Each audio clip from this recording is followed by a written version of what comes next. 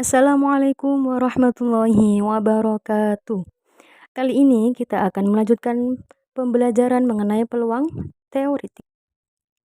Pada pertemuan sebelumnya, kita sudah mempelajari mengenai titik sampel, ruang sampel, dan peluang empirik. Oke, mudah-mudahan anak-anak masih ingat ya. Oke, pada pembelajaran kali ini kita akan melanjutkan materi tentang peluang teoritik. Oke, sebelum kita masuk ke materi peluang teoritik, saya mau bertanya, masih ingatkah kalian pengertian peluang?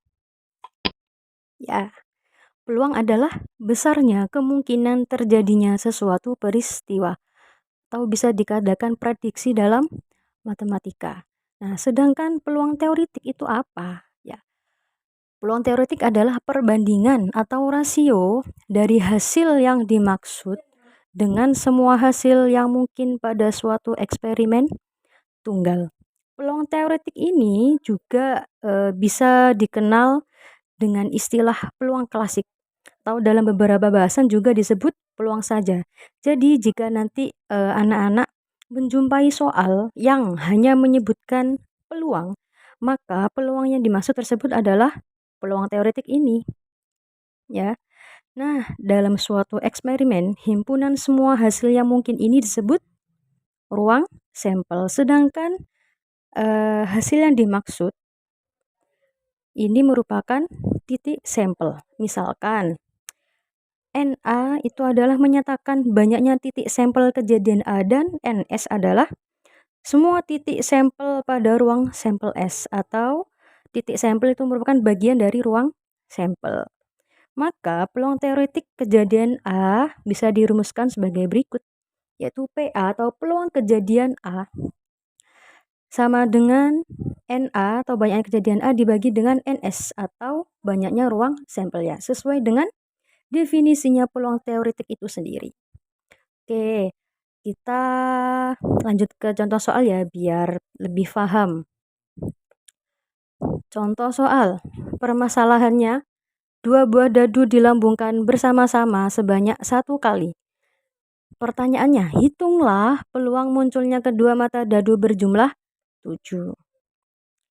Nah, penyelesaiannya ya ini sudah kita pelajari pada pertemuan sebelumnya, yakni ruang sampel 2 mata dadu yang disajikan dalam bentuk tabel seperti ini. Oke.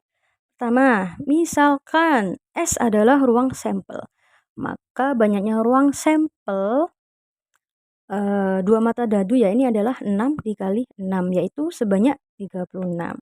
Kemudian kejadian tadi kita misalkan dan kejadian A ya, dan harus didefinisikan. A adalah kejadian munculnya kedua mata dadu berjumlah 7.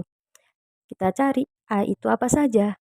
Ternyata A adalah anggotanya itu 1, 6, 2 dengan 5, 3 dengan 4, 4 dengan 3, 5 dengan 2, dan 6 dengan 1. Sehingga banyaknya kejadian A ada 6. Oke, NS atau banyak ruang sampel sudah diketahui dan NA pun juga sudah diketahui. Selanjutnya kita masuk ke rumus. Rumusnya tadi adalah PA, peluang kejadian A sama dengan NA per NS. NA-nya sendiri tadi 6 dan NS-nya tadi 36. Oke, 6 per 36 saja ini sudah betul. Tapi bisa kita sederhanakan lagi, yaitu 6 dengan 36 itu sama-sama bisa dibagi dengan angka 6. Sehingga 6 bagi 6 1, 36 dibagi 6 sama dengan 6. Sehingga peluangnya 1 per 6. Jangan lupa kita menuliskan jadi. Ya, kesimpulannya. Jadi, peluang munculnya kedua mata dadu berjumlah 7 adalah 6 per 36 atau 1 per 6. Gitu. Alhamdulillah. Cukup sampai di sini ya belajarnya. Semoga kalian semua paham dan diingat-ingat, jangan sampai dilupakan ya. Semoga bermanfaat. Sampai jumpa di pertemuan selanjutnya. Saya akhiri, wassalamualaikum warahmatullahi wabarakatuh.